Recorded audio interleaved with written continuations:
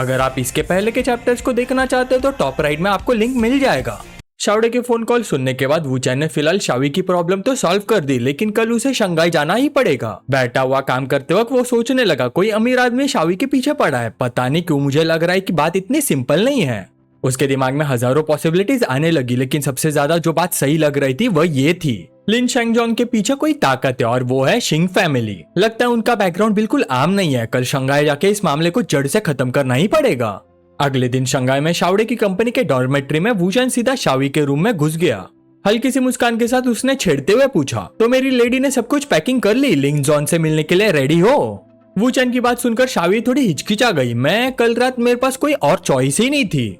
इतना बोलते उसकी आवाज भर आई, थोड़ी नाराजगी और उदासी के साथ बोली, मैंने तुम्हें अपना सब कुछ देने का फैसला कर लिया था, लेकिन तुम, अगर उस दिन सब कुछ हो गया होता तो आज इतनी परेशानी ही नहीं होती। मैं बस अच्छी एक्टिंग करना चाहती हूँ और एक शांत जिंदगी जीना चाहती हूँ। क्या ये इतना मुश्किल है?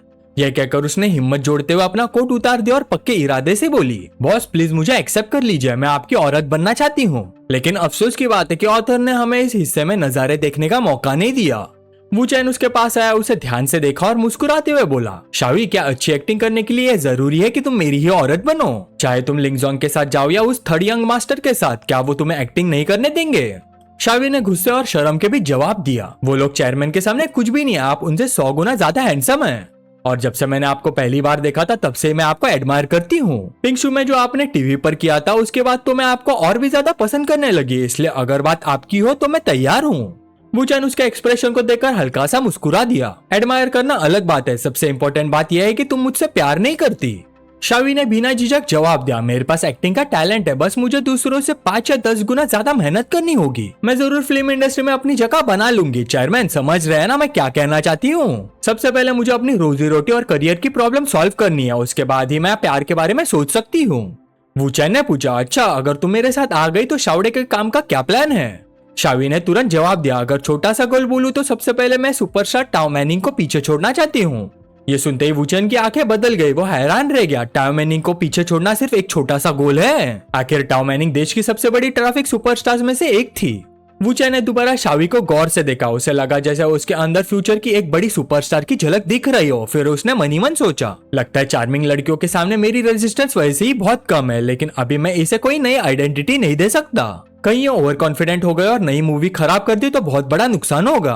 अच्छे इंसान वाले अंदाज में ब्रदर वू ने शावी का कोट उठाया और उसकी तरफ बढ़ा दिया और फिर बोला, शावी अगर तुम वाकई अपने सपने के लिए मेहनत करना चाहती हो तो नई मूवी रिलीज होने के बाद मैं तुमसे अपना वादा जरूर पूरा कराऊंगा। ये सुनकर शावी बहुत खुश हो गई। उसने एक्साइटमेंट में पूछा, सच में? वूचैन ने उसे सिर से पैर तक देखा और बोला, क्या तुम्हें लगता है मैं मजाक कर रहा हूँ? ठीक है, जल्दी से कपड़े पहन लो, चलो लिंगजोंग से मिलने चलते हैं। तभी शावी को एहसास हुआ कि वो अभी भी सिर्फ अपनी 2 पीस बिकनी में खड़ी बात कर रही थी। वो शर्मा गई, पर कपड़े पहनने से पहले वो भागकर वूचैन के पास आई और उसे प्यार से गले लगाकर बोली, चेयरमैन अगर दूसरों के सामने अगर मुझे आपकी गर्लफ्रेंड बनकर एक्टिंग करनी है तो वो बिल्कुल रियल लगनी चाहिए।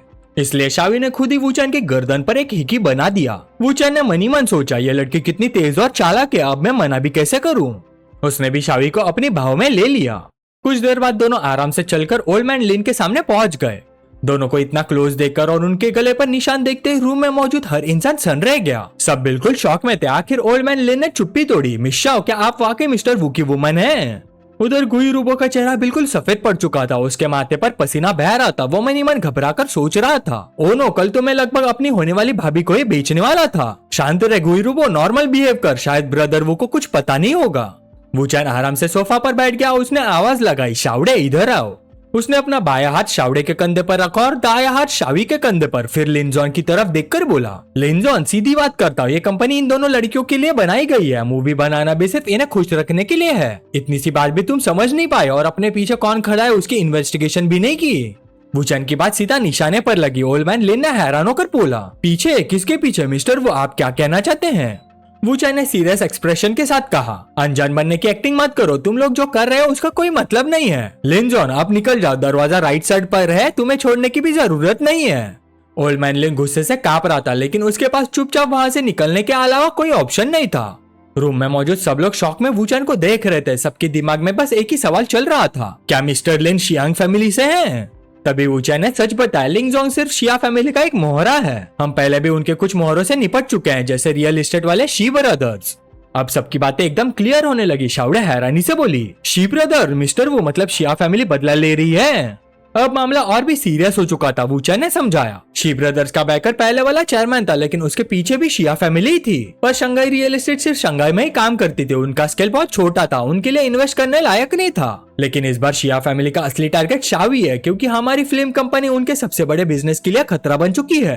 एक्चुअली हिजोंग मीडिया की रिसोर्सेज भी शिया फैमिली ही देती है। इंटरनेट पर जो पॉपुलर शो चल रहे हैं उनमें भी उनका ही पैसा लगा हुआ है। अगर लुई फैमिली पॉलिसी रिसोर्सेज की सबसे बड़ी ताकत है, तो शिया फैमिली फिल्म रिसोर्सेज की सबसे बड़ी ताकत है। टाओ मैनिंग इतने सालों से सिर्फ कमर्शियल करती रही, सिर्फ एक ही मूवी की थी, क्योंकि ब्रदरली हमेशा मस्ती में रहते थे, इसलिए वो शिया फैमिली के लिए कभी थ्रेट नहीं बनी। लेकिन अब टाओ मैनिंग और शावी एक साथ नई मूवी करने वाले हैं, और एन मैंगलैंड के इंटरफियर करने की वजह से हिजोंग मीडिया और शिया फैमिली दोनों की मुश्किलें और बढ़ने वाली हैं। अब तो सीधा कई कंपनीज के बीच जंग शुरू हो गई थी। शावड़े बोली, तो वो मुझे टारगेट कर रहे हैं ताकि हमारे लिए फिल्म बनाना और मुश्किल हो जाए। सच में ये लोग हर तरीका ट्राई कर रहे हैं।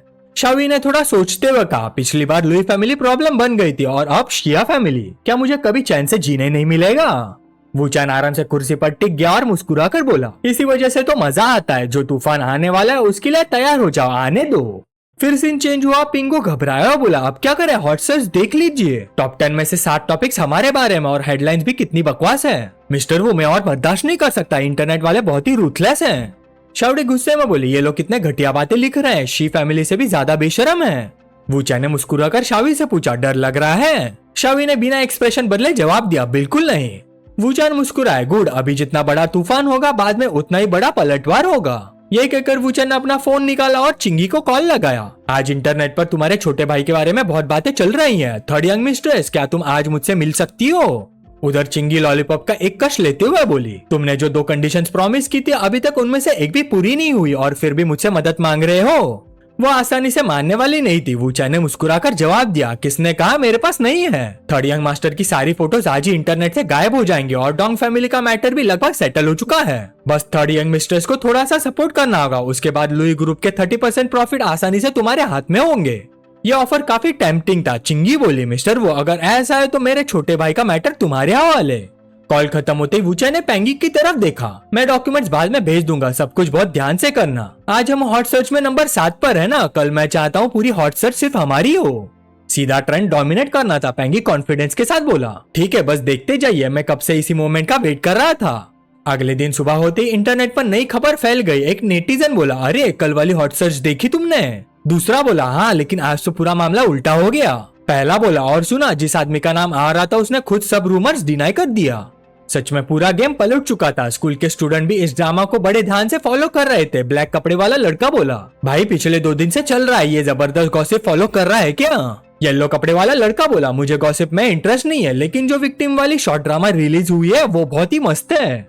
इस वक्त वूचैन के घर पे पेंगी भागते हुए एक्साइटमेंट में आया, ब्रदर वो आप तो कमाल हो, आपका प्लान परफेक्टली सक्सेसफुल हो गया। आज सबसे ज्यादा सर्च होने वाले सारे टॉपिक्स हमारे कंट्रोल में हैं। सब लोग खुशी से झूम उठे, जीत का माहौल बन गया। सिर्फ इतना ही नहीं, गुई रूबो एक चार्ट लेकर आया और बोला, सब लोग ये देखो, हर ऑनलाइन प्लेटफॉर्म पर हमारी शॉर्ट ड्रामा की व्यूअरशिप रॉकेट की तरह बढ़ रही है। शावड़े शॉक होकर बोली, ये कैसे पॉसिबल है? सिर्फ आधे दिन में हमारे व्यूज पहले से 5 बिलियन ज्यादा बढ़ गए। ये सुनकर वूचैन ने अपनी दोनों लड़कियों को गले लगा लिया, फिर मुस्कुराते हुए बोला, जैसे मैंने कल कहा था, जब सिचुएशन रिवर्स होगी उसका इम्पैक्ट बहुत बड़ा होगा। मेरा कंजर्वेटिव एस्टिमेट है कि अगले 2 दिन में हमारे व्यूज 3 बिलियन तक पहुंच जाएंगे। ये सुनकर दोनों लड़कियां हैरानी से बस उसकी तरफ देखती रह गई, उनके पास बोलने के लिए शब्द भी नहीं थे। वूचैन ने शावी की तरफ देखते हुए कहा, शावी ये तो सिर्फ शुरुआत है। शावी खुशी से बोली, बॉस मैं नई मूवी में और भी ज्यादा मेहनत करूंगी। वूचैन ने मुस्कुरा कर कहा, शिया फैमिली 2 बार फेल हो चुकी है। वो लोग किस्मत पर भरोसा करते हैं, लेकिन मैं मेहनत पर भरोसा करता हूँ। 3 बार से ज्यादा उन्हें मौका नहीं मिलेगा, उसके बाद उनके पास कुछ भी नहीं बचेगा। फिर उसने प्यार से शावड़े की तरफ देखकर कहा, ज्यादा टेंशन मत लो, अगर कुछ भी हुआ तो मैं हमेशा तुम्हारे साथ रहूंगा। शावड़े ने मीठी सी मुस्कान के साथ जवाब दिया, जी। वूचैन ने सबकी तरफ देखकर कहा, सब लोग अगले 2 दिन अच्छी तरह प्रिपेयर हो जाओ। जैसे ही टाओ मैनिंग यहाँ पहुंचेगी हमारी नई फिल्म की शूटिंग ऑफिशियली शुरू हो जाएगी। मुझे अभी कुछ और काम है, मैं चलता हूँ। कुछ देर बाद वूचैन ने टुको को फोन लगाया, मैडम टुको, हेलो, क्या मैं वाकई बच नहीं सकता? क्या आप आज रात शंघाई नहीं आ सकती? टुको ने मीठी आवाज में जवाब दिया, तुमने अपॉइंटमेंट फिक्स किया था, मुझे ये आइडिया काफी पसंद आया, वही मिलते हैं। कॉल खत्म होते ही वूचैन सोचने लगा, आज डोंगचंग भी शंघाई में है, आज रात मुझे उससे मिलना ही पड़ेगा। आखिर डोंग फैमिली ही शिनशिन की लीनिएज की जीत या हार की सबसे बड़ी की है, उन्हें दुश्मन बिल्कुल भी नहीं बनाना चाहिए। फिर सीन चेंज हुआ। वूचन ने ओल्ड फैटी डोंगचंग से मीटिंग अरेंज कर ली। ओल्ड फैटी थोड़ा हैरान होकर बोला, आज दोपहर फोन तुमने किया था, लेकिन तुम यहाँ अकेले क्यों आए? मुझे लगा मैं मैडम टुको से मिलने आ रहा हूँ। वूचन मुस्कुरा कर बोला, टेंशन मत लीजिए, वो भी आ जाएगी, लेकिन बॉस डोंग टुको किसी और को पसंद करती है, इसलिए मेरी सलाह है कि आप उन्हें परेशान मत कीजिए। ये सुनते ओल्ड फैटी नाराज होकर जोर से बोला, तुम होते कौन हो? अब मेरी पर्सनल लाइफ भी तुम ही डिसाइड करोगे। वूचन शांत आवाज में बोला, ये कहना थोड़ा मुश्किल है, लेकिन जिस इंसान को वो पसंद करती है वो मैं हूँ। अब बताइए, क्या मुझे इस बात की परवाह नहीं करनी चाहिए? ओल्ड फैटी ने गुस्से में अपनी मुट्ठी कस ली, तुम पागल हो। तभी मैडम टुको बिल्कुल किसी परी की तरह वहाँ आ पहुंची। उसे देखते ओल्ड फैटी एक्साइटमेंट में चिल्लाया, मैडम टुको, क्या हम एक फोटो ले सकते हैं? टुको उसकी बच्चों जैसी हरकत देखकर हैरान हो गई। हाँ मिस्टर डोंग। वूचन ने तुरंत बीच में बोल दिया, डायरेक्टर डोंग, मैं और कोई मिसअंडरस्टैंडिंग नहीं चाहता। एटमॉस्फेयर थोड़ा ऑकवर्ड हो गया। तब टुको ने बात संभाली, मिस्टर डोंग प्लीज गुस्सा मत होइए, अगर कोई बात है तो आराम से बैठकर बात करते हैं। टुको की बात सुनकर ओल्ड फैटी का गुस्सा थोड़ा कम हुआ। उसने धीरे से पूछा, तो तुम लोग कहना क्या चाहते हो? वूचन ने जेंटलमैन की तरह चेयर खींचकर टुको को बिठा दिया, फिर बोला, ये सच है कि टुको मुझे पसंद करती, लेकिन मेरे और उसके बीच ऐसा कोई रिलेशनशिप नहीं है। मैं उसे सिर्फ एक अच्छी दोस्त या फिर छोटी बहन की तरह देखता हूँ। और वैसे भी बॉस डोंग ने उस पर इतना पैसा खर्च किया कि वो सीधा मना करने में बहुत अनकंफर्टेबल फील कर रही थी। ये सुनकर टुको के चेहरे पर सेटिस्फैक्शन आ गई। बस एक बात छोड़कर उसे दोस्त और छोटी बहन वाला हिस्सा बिल्कुल पसंद नहीं आया। उधर ओल्ड फैटी का चेहरा एकदम बदल गया, वो बिल्कुल चुप हो गया। वूचन ने बात आगे बढ़ाई, बॉस डोंग, आपकी फैमिली भी है और आप टुको के लिए डिवोर्स भी नहीं लेंगे। मेरी नजर में आप किसी अमर प्रेम की तलाश में नहीं है, आप बस एक अलग कल्चर का एक्सपीरियंस लेना चाहते हैं। ये कहकर उसने 2 और जापानीज लड़कियों की फोटो दिखाई, फिर बोला, टुको का लुक बस आपके टाइप से मैच करता है, उसमें कोई यूनिक बात नहीं है। जापान में ऐसी बहुत सी लड़कियां हैं, जैसे रिंका कावाशिमा या इरिचा। मैं चाहूँ तो उनसे आपकी मुलाकात भी करवा सकता हूँ। उन्हें परसू करना टुको के मुकाबले 1000 गुना आसान होगा। टुको चुपचाप बैठी ओल्ड फैटी के लिए ड्रिंक डाल रही थी, लेकिन इस वक्त ओल्ड फैटी का चेहरा गुस्से से कांप रहा था। वूचन ने अपना ग्लास उठा और बोला, डायरेक्टर डोंग, हम सब बड़े लोग हैं, इतना ऑकवर्ड होने की जरूरत नहीं है। अचानक ओल्ड फैटी खड़ा हो गया और बोला, ठीक है, आज के बाद मैं टुको को बिल्कुल भी परेशान नहीं करूंगा, जो कहना था कह दिया, गुड बाय। जैसे वो जाने लगा, वूचन ने उसे रोक दिया, रुकिए डायरेक्टर डोंग, मैं आपसे एक और बात करनी है। ओल्ड फैटी हैरान होकर मुड़ गया, अब क्या बात करनी है? वूचन ने बोला, हमारी कंपनी की शॉर्ट ड्रामा आजकल बहुत पॉपुलर चल रही है और टॉम एनी के साथ मिलकर कुछ नए ड्रामास भी शुरू होने वाले हैं। उनकी शूटिंग भी जल्दी शुरू होगी, तो सोचा क्या बॉस डोंग भी इस प्रोजेक्ट में इन्वेस्ट करके हमारे साथ जुड़ना चाहेंगे? ओल्ड फैटी ने शक भरी नजर से पूछा, क्या आसमान से भी कभी मुफ्त में लड्डू गिरते हैं? वूचन मुस्कुरा कर बोला, मैं बस बॉस डोंग से दोस्ती करना चाहता हूँ। ओल्ड फैटी ने हैरानी से कहा, अभी थोड़ी देर पहले तुमने टुको वाली बात पर मुझे नाराज कर दिया और अब सिर्फ दोस्ती के लिए मुझे इतना पैसा कमाने का मौका दे रहे हो? वूचन ने सीरियस एक्सप्रेशन के साथ कहा, कैसे इंसान होते हैं जो मुश्किल वक्त में दोस्त की मदद ही नहीं करे? बॉस डोंग, आपके मिडल ईस्ट प्रोजेक्ट की इन्फॉर्मेशन हैक हो चुकी है। जैसे ये डाटा लीक होगा, 4 मेजर फैमिलीज आपको तुरंत बाहर निकाल देंगे और उसके बाद आपको नुकसान बहुत बड़ा होगा। ओल्ड फैटी ने शक भरी नजर से पूछा, मैं इतनी बड़ी मुसीबत में हूँ, लेकिन तुम इसका फायदा उठाने के बजाय मुझे पैसे कमाने का मौका देने आए हो? ये बात तो हजम नहीं हो रही। जहाँ इतना फायदा हो वहाँ कोई ना कोई हिडन मोटिव जरूर होता है। वूचन जोर से हंस पड़ा, ठीक है, ये सीक्रेट मैं किसी को नहीं बताऊंगा। डायरेक्टर डोंग के हैक होने की स्टोरी हैकर कम्युनिटी में काफी फेमस हो चुकी है। यह कहकर उसने अपना फोन निकाला, ये कंप्यूटर सिक्योरिटी प्रोग्राम मैंने खुद डिजाइन किया है। बॉस डोंग इसे यूज करके देख सकते हैं। मैं गारंटी देता हूँ कि जिंदगी में दोबारा कभी हैक नहीं होंगे। सच में, पहले खुद किसी को हैक करो और फिर उसी को सिक्योरिटी सॉफ्टवेयर बेच दो। ये भी कमाल का बिजनेस मॉडल था। ओल्ड फैटी ने पूछा, तुम मेरी इंसिडेंट को यूज करके अपनी सॉफ्टवेयर की एडवर्टाइजमेंट करना चाहते हो? वूचन ने मुस्कुराकर जवाब दिया, बिल्कुल। एक्सीडेंट के बाद डायरेक्टर डोंग ने जो सिक्योरिटी सॉफ्टवेयर चूज किया वो इंडस्ट्री में टॉप सीक्रेट बात बन जाएगी। मार्केट नेचुरली मेरे सॉफ्टवेयर पर ध्यान देगा और फिर वो अच्छे प्राइस पर बिकेगा। ओल्ड फैटी हंसकर बोला, मतलब जो पैसा तुम शॉर्ट ड्रामास में इन्वेस्ट करवा रहे हो, असल में उसे अपनी एडवर्टीजमेंट खरीद रहे हो? वूचन मुस्कुरा कर बोला, आप ऐसा समझ सकते हैं, लेकिन मुझे लगता है मैं सिर्फ बॉस डोंग से दोस्ती कर रहा हूँ। ओल्ड फैटी जोर से हंस पड़ा। उसने ग्लास टकराया और बोला, तुम बहुत चालाक हो, लेकिन मुझे ऐसे ही लोग पसंद है। इतनी बड़ी मेहरबानी को मना करना मुश्किल है। आज से डोंगचंग तुम्हारा दोस्त हुआ। 3 घंटे बाद डोंगचंग के जाने के बाद रूम में सिर्फ टुको और वूचन ही बचे थे। टुको ने मौका देखकर अपना कोट उतारा और अपने कोलोसल ट्विन टावर्स दिखाए और प्यार से कहा, तुमने उसी का डाटा चुरा लिया और फिर उसी को लेक्चर भी दे दिया। सच में तुम बहुत बड़े विलन हो। वूचन ने सीधा पूछा, टुको, क्या तुम मुझे डोंगचंग की इन्फॉर्मेशन दे सकती हो? टुको ने थोड़ी अकड़ के साथ कहा, तुमने पहले कहा था काम खत्म होने के बाद मैं जो चाहूंगी वो करोगे। वूचन ने शांत अंदाज में जवाब दिया, लेकिन मैंने भी तुम्हारी प्रॉब्लम सॉल्व की है। अब बॉस डोंग तुम्हें परेशान नहीं करेंगे, ना ही शॉप में इतना पैसा उड़ाएंगे। मेरे हिसाब से हिसाब बराबर हो गया। टुको अब और बर्दाश्त नहीं कर सकी। उसने उसे काटने के लिए अपना मुंह खोला और प्यार से कहा, वूचन, क्या तुम अपना प्रॉमिस तोड़ना चाहते हो? वूचैन ने उसे प्यार से अपनी भाव में लेते हुए कहा, मुझे लगा तुम्हारे लिए सही वक्त है, इंतजार करना ही बेहतर होगा। तुको को लगा कि उसके हाथ थोड़े ज्यादा ही एक्टिव हो रहे थे और उसने बड़ी ही दिलचस्पी से जवाब दिया, तुम्हें डर नहीं लगता कहीं मैं भी तुम्हारी तरह चालाक बनकर डोंगचैन की इन्फॉर्मेशन ना दूं? वूचैन हल्का सा मुस्कुरा दिया, टुको ऐसा कभी नहीं करेगी, वैसे भी मेरे पास वो इन्फॉर्मेशन पहले से ही है, तुम्हारे बिना भी मुझे उसे हासिल करने में कोई दिक्कत नहीं होती। पहली बार कोई उसे इतना आसानी से आउटस्मार्ट कर गया था, लेकिन टुको बिल्कुल गुस्सा नहीं हुई, वो बस मुस्कुरा कर बोली, वूचैन तुम वाकई बहुत डेंजरस हो, एक ऐसे बैड बॉय जिसका चार्म इग्नोर करना मुश्किल है। वूचैन बिना कुछ और किए रूम से बाहर निकल गया, जाते जाते हाथ हिलाकर बोला, मैं चलता हूँ, ये रूम तुम्हारा है, आराम करना, अगली बार फिल्म मिलते हैं। बाहर निकलते उसके फोन पर कॉल आया, कॉल टैंगशिंग बाओ का था। उसने धीरे से कहा, मास्टर। वूचैन ने फोन उठाया, हाँ। टैंगशिंग बाओ बोला, मेरे सेकंड अंकल की इंटरनल इंजरीज है, पूरे दिन उनसे कोई कांटेक्ट नहीं हो पाया। वूचैन ने जवाब दिया, अच्छा कोइंसिडेंस है, मुझे भी उनसे कुछ जरूरी बात करनी थी, मैं अभी वहाँ आ रहा हूँ। आधे घंटे बाद वूचैन बोबा टी की एक क्रेट और ग्रिल स्क्विकर्स लेकर पहुंच गया, हंसते हुए बोला, मैं जल्दी में निकला था, सबके लिए कोई खास गिफ्ट प्रिपेयर नहीं कर पाया। ओल्ड टैंग ने कंसर्न के साथ पूछा, शावू इतनी फॉर्मेलिटी मत करो, वैसे तुम आजकल लुई फैमिली के काफी करीब दिख रहे हो, क्या चल रहा है? कहीं तुम भूल तो नहीं गए कि टोंग फैमिली और लुई फैमिली के बीच जंग होने वाली है? वूचैन बैठ गया और बोला, मैं इतनी इंपॉर्टेंट बात कैसे भूल सकता हूँ? हमारी कंपनी का कॉन्फ्लिक्ट लुई फैमिली की थर्ड मिस से हुआ था और लगभग 1 महीने पहले हमने उसके साथ थोड़ा कोऑपरेशन शुरू किया। ओल्ड टैंग हैरान होकर बोला, मतलब वॉर खत्म हो गई? वूचैन ने सिर हिला दिया, नहीं, लू फैमिली की दोनों बेटियों के बीच जो सीक्रेट बैटल चल रही है वो हमारी सोच से भी ज्यादा डेंजरस है। ओल्ड टैंग ने याद करते हुए कहा, कैपिटल वाली लड़ाई के वक्त लुई फैमिली एक मजबूत किले की तरह थी, लेकिन 20 साल बाद वक्त बदल चुका और जीत का पलड़ा धीरे धीरे टोंग फैमिली की तरफ आ रहा है। वूचैन ने बोबा टी का एक घूंट लिया और बोला, सच कहूं तो लुई फैमिली की प्रॉब्लम सिर्फ इतनी ही नहीं है। फिर उसने ओल्ड टैंग को मिडल ईस्ट प्रोजेक्ट की पूरी कहानी बता दी। लुई फैमिली उस प्रोजेक्ट के 30% प्रॉफिट चाहती है, लेकिन डोंग फैमिली इतना बड़ा फायदा आसानी से छोड़ने वाली नहीं है। मेरी नजर में डोंग फैमिली जरूर दोनों यंग लेडीज के बीच चल रहे कॉन्फ्लिक्ट में हाथ डालेगी और लुई फैमिली को अंदर से डिवाइड कर देगी। उसके बाद ली फैमिली और टोंग फैमिली को बहुत कम रिसोर्सेज खर्च करने पड़ेंगे।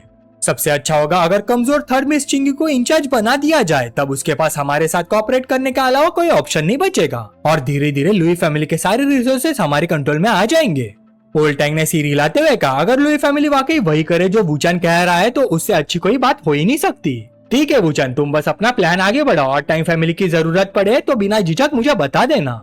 वूचैन ने मुस्कुराकर जवाब दिया, फिर एक और काम है बॉस टैंग, मुझे एक ऐसी कंस्ट्रक्शन इंजीनियरिंग कंपनी चाहिए जिसकी बिजनेस कैपेबिलिटी बहुत स्ट्रांग हो, जो मेहनती लोगों से भरी हुई हो और टनल्स, ब्रिजेस और पोर्ट बनाने का एक्सपीरियंस रखती हो। ओल्ड टैंग ने तुरंत जवाब दिया, कोई प्रॉब्लम नहीं, मैं सब अरेंज कर दूंगा। ये सुनकर दोनों ने अपने ग्लासेस टकरा और साथ में चीयर्स किया। अगले दिन लिरुबी के विला में अभी नींद से उठी शाओशिया जामाई लेते हुए नीचे आई। जैसे उसने वूचैन को देखा वो थोड़ी शर्मा गई और बोली, अरे ब्रदर वो आप कब आए? वूचैन ने मुस्कुराकर जवाब दिया, बस अभी, मैंने कॉल भी किया था लेकिन देखा तुम अभी भी सो रही थी, इसलिए जगाए नहीं, सोचा थोड़ी देर और आराम कर लो। फिर मजाक में बोला, लगता है पिछले 2 दिन इतना ड्रामा देखकर मिस शिया भी थक गई है। वूचैन ब्रेकफास्ट बनाते हुए पूछने लगा, वैसे डिंगलोंग आजकल डोंगाई में है, उससे तुम और बेबी शिनशिन को कोई प्रॉब्लम तो नहीं हुई? शाओशिन मीठी सी मुस्कान के साथ बोली, नहीं, हम दोनों बाहर घूमने गए थे, पूरी रात बहुत एंजॉय किया, हम दोनों बहुत खुश हैं। वूचैन हंस पड़ा, अच्छा चलो पहले ब्रेकफास्ट करते हैं। वूचैन को अपने लिए ब्रेकफास्ट बनाते देखकर शाओशिया का दिल जोर से धड़क उठा। उसने मन ही मन सोचा, मेरी जिंदगी में पहली बार किसी आदमी ने मेरे लिए ब्रेकफास्ट बनाया है, यह एहसास कितना खूबसूरत है। खुशी में उसने वूचैन को प्यार से गले लगाया और उसके गाल पर एक प्यारा सा किस करते हुए बोली, थैंक यू टीचर वू। इतने में एम्प्रेस लिरुबिंग वहां आ गई। दोनों को इतना क्लोज देखकर उसने हल्की सी खांसी की, फिर थोड़ा ताना मारते हुए बोली, लगता है इस बार मेरे डार्लिंग काफी ओबीडिएंट निकले। उसकी बात का मतलब बिल्कुल क्लियर था, वूचैन ने प्रॉमिस किया था कि वो टाइम पर घर लौटेगा और अगर फिर चुपके से बाहर घूमता मिला तो फिर उसकी खैर नहीं। वूचैन मुस्कुराकर बोला, लिरुबिंग यह हमारा प्रॉमिस था, मैं जो बोलता हूँ वो उसे जरूर निभाता हूँ। थोड़ी देर बाद दोनों बालकनी में बैठकर ठंडी हवा के साथ ब्रेकफास्ट एंजॉय करने लगे। लिरुबिंग बोली, आखिर डिंगलोंग चला गया, अब सब कुछ नॉर्मल हो गया। फिर उसने कहा, ब्रेकफास्ट के बाद सुशिनियन से मिलने चलते हैं। वूचैन भी मुस्कुराकर बोला, लिरुबिंग हम सच में कनेक्टेड है, मैं भी वही सोच रहा था। कुछ देर बाद लिरुबिंग वूचैन को लेकर सुशिनियन के रूम में पहुंची। जैसे ही सुशिनियन ने वूचैन को देखा वो बिना पजामे बदले ही भागकर बाहर आ गई। खुशी से उसने कहा, अभी आखिर आप वापस आ गए? वूचैन हैरान होकर बोला, है सुशिनियन अब यही शिफ्ट हो गई? लिरुबिंग मुस्कुराकर बोली, तुमने उसे पूछा भी नहीं क्यों? वूचैन की लापरवाही देखकर सुशिनियन ने हल्का सा मुंह फुला लिया, फिर धीरे से बोली, मुझे लग रहा था जैसे तुमसे हजारों सालों की जुदाई हो गई हो, हर रात तुम्हारे बिना बहुत लंबी लगती थी, मैं सिर्फ तुम्हारे कपड़े पहनकर और उनकी खुशबू महसूस करके ही थोड़ा बेहतर फील करती थी। ये सुनते ही वूचैन तुरंत उसके पास गया। उसने सुशिनिन को जोर से गले लगा लिया और प्यार से बोला, पगली। सुशिनिन की आंखों से आंसू निकल आया। वो धीरे से बोली, अभी मैंने आपको बहुत मिस किया, प्लीज अगली बार हमें इतने दिन तक अकेला मत छोड़ना। लगता था वूचैन को भी एहसास हो गया था कि इतने दिन घर से दूर रहना सही नहीं था। उसने तुरंत कहा, ठीक है अब ऐसा नहीं होगा। तभी टियान टियान रूम से बाहर आई। उसके चेहरे पर थोड़ी नाराजगी थी। वो मुंह फुलाकर बोली, अरे अरे हमारे बिग बैड वुल्फ को घर का रास्ता याद आ ही गया। पता है सुशिनिन का वेट घटकर 56 किलो रह गया है।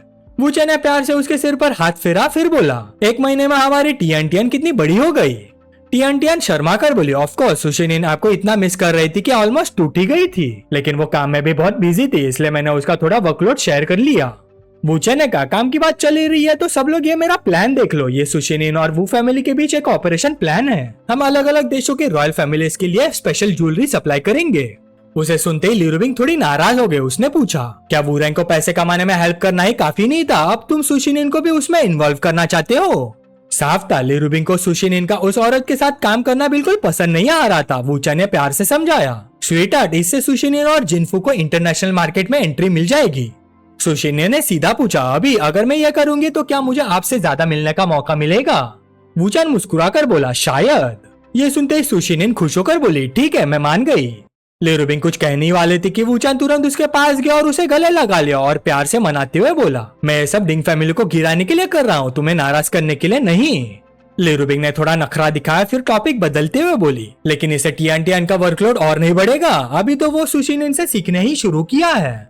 टियान टियान खुशी से सुशिनिन को गले लगाती हुए बोली, कोई बात नहीं सिस्टर ल्यूरुबिंग, अब हम सब एक दूसरे से और ज्यादा मिल पाएंगे, मुझे तो यह आइडिया बहुत अच्छा लग रहा है। ल्यूरुबिंग ये देखकर थोड़ी हैरान रही। उसने मन ही मन सोचा, लगता है हम वाकई एक फैमिली बन गई हैं। वूचैन के साथ इतनी बड़ी फैमिली में रहने का ख्याल आते ही उसके गाल हल्की सी शर्म से लाल हो गए। और ये तो बस शुरुआत थी, अभी शावडे और शावी भी इस फैमिली का हिस्सा बनना बाकी थी। वूचैन थोड़ा पास आया और प्यार से पूछा, क्या सोच रही हो स्वीटहार्ट, तुम्हारा चेहरा इतना लाल क्यों हो गया। ल्यूरुबिंग अभी भी नए घर के बारे में सोच रही थी। वो इमेजिन कर रही थी कि अब सब सिस्टर्स एक ही फैमिली बनकर साथ रहेंगी। तभी चिंगी का फोन आ गया। वूचैन ने कॉल उठाया, हेलो थर्ड मिस, कोई जरूरी बात है। दूसरी तरफ चिंगी बोली, ये बात फोन पर डिस्कस करना कन्वीनियंट नहीं है, तुम्हें एक बार मूड वापस आना पड़ेगा। वूचैन अभी 1 महीने बाद घर लौटा ही था और देखते ही देखते उसे दोबारा अपनी वाइफ को छोड़कर जाना पड़ रहा था। उसने मन ही मन सोचा, जब तक मामला खत्म नहीं होता मैं इसे थोड़ा और डिले कर देता हूँ। पहली बात, मुझे ये कुछ दिन अपनी फैमिली के साथ बिताने हैं, और दूसरी बात, जितना कॉम्प्लिकेटेड सिचुएशन होगी मेरे लिए इंटरवीन करना उतना ही आसान होगा। अगले दिन थर्ड मिस चिंगी के विला में जैसे ही वूचैन वहां पहुंचा, चिंगी ने नाराजगी से कहा, अब आने की याद आ गई, 1 हफ्ता और डिले कर देते, अगर तुम 2 दिन और लेट होते तो शायद हमें मिलने की जरूरत भी नहीं पड़ती। उसके चेहरे पर टिपिकल यंग मिस वाला गुस्सा और जिद साफ दिख रही थी। वूचैन बस मुस्कुरा दिया, फिर मजाक में बोला, मैंने पहले ही कहा था थर्ड मिस, एक लॉलीपॉप जला लीजिए, आराम से बैठकर बात करते हैं। उसका शांत एटीट्यूड देखकर चिंगी का गुस्सा थोड़ा कम हुआ, फिर वो सीधा बिजनेस पर आ गई। मिडिल ईस्ट प्रोजेक्ट में मेरे हस्बैंड वाला मैटर सॉल्व होने के बाद उनकी पोजीशन पहले की तरह स्टेबल हो गई, लेकिन जो काम तुम और सिस्टर इन लॉ ने उन्हें दिया था वो लगभग रुक चुका है, और वैसे भी तुम्हें ऑस्ट्रिया का एक ट्रिप करना ही पड़ेगा।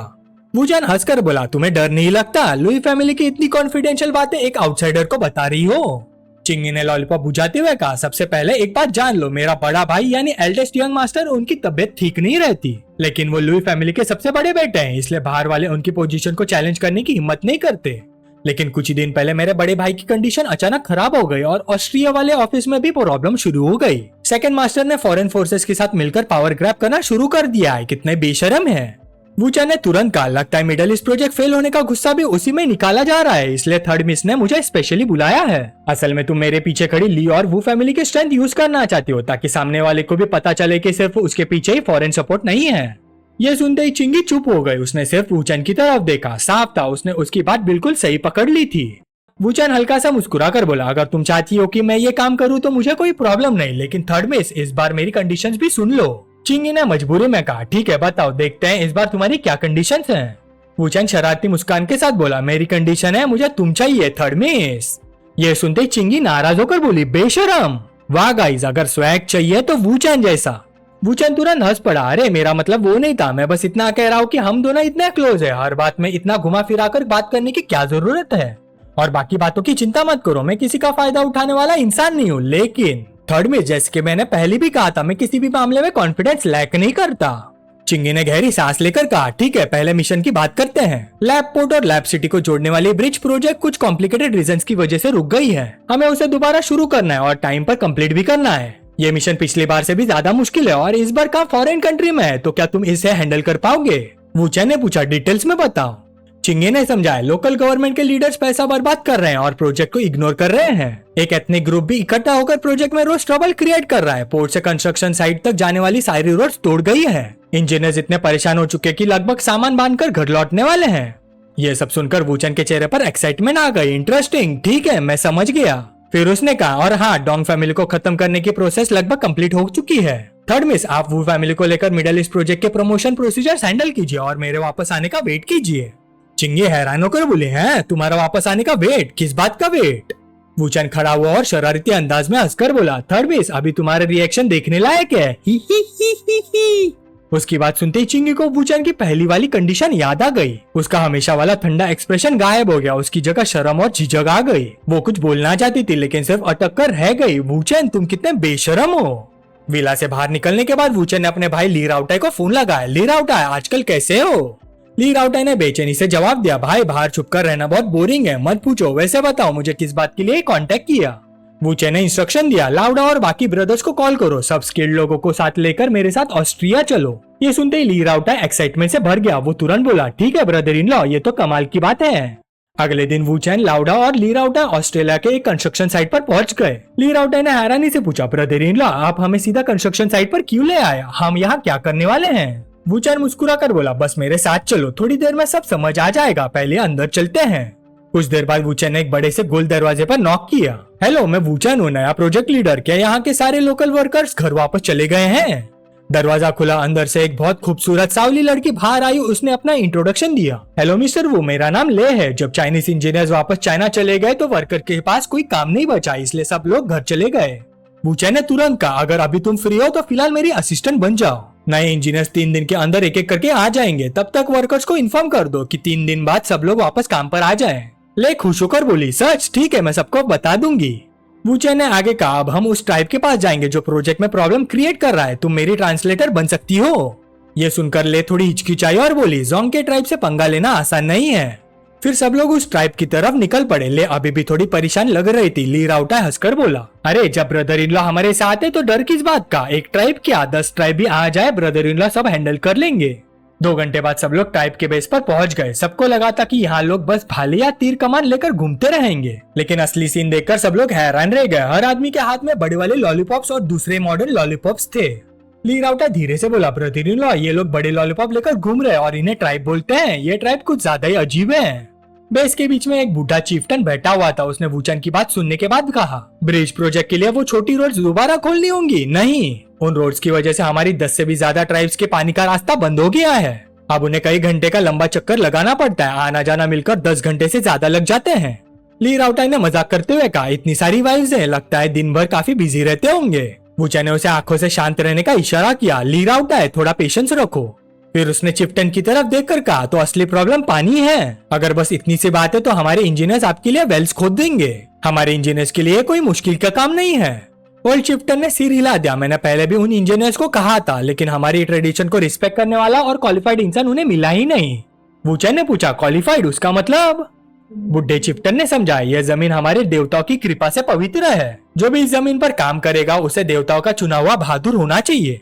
हमारी परंपरा के मुताबिक जो आदमी बिना किसी हथियार के शेर को हरा दे, सिर्फ वही देवताओं का असली योद्धा माना जाता है।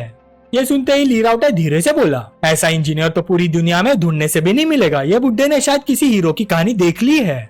लाउडा भी धीरे से बोला, शेर को हरा भी दिया तो उसका कुआं खोदने से क्या लेना देना? वूचैन मुस्कुरा दिया, कोई प्रॉब्लम नहीं, ये सिर्फ हमारा प्रोजेक्ट रोकने का बहाना है, मैं हैंडल कर लूंगा। यह कहकर वूचैन ने अपना क्लोक उतार दिया। उसकी मजबूत बॉडी देखकर सब लोग उसकी तरफ देखने लगे। फिर उसने जोर से कहा, चीफ मैं चैलेंज एक्सेप्ट करता हूँ, जल्दी से अरेंजमेंट कीजिए। ओल्ड चिफ्टन ने मनी मन सोचा, अगर इस लड़के को मरना ही है तो उसकी ये ख्वाहिश भी पूरी कर देते हैं। वूचैन ने फिर कहा, चीफ अगर देवताओं का चुना हुआ योद्धा चैलेंज पास कर ले तो क्या बीच के सारे फॉर्मेलिटी स्किप किया जा सकता है? मैं तुरंत वेल्स खुदवाना शुरू करवा दूंगा और बदले में आपको हमारे प्रोजेक्ट के रास्ते की सारी रुकावटें हटानी होंगी।